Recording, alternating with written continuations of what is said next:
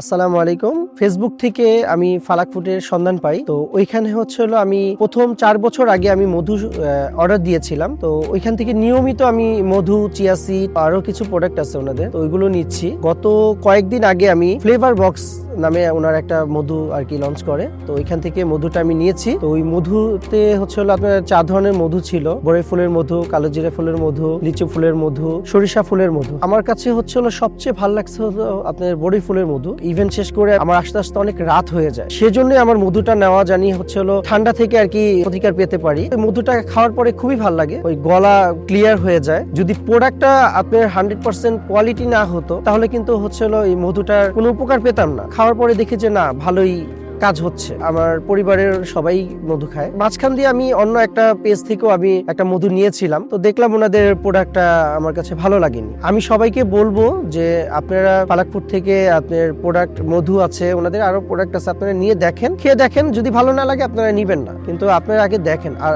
সবচেয়ে ভালো বড় কথা হলো ওনাদের সার্ভিসটা খুবই ফাস্ট। আজকে আমি সন্ধ্যার সময় অর্ডার দিয়েছি, কালকে সকালের মধ্যে আমি পেয়ে গেছি।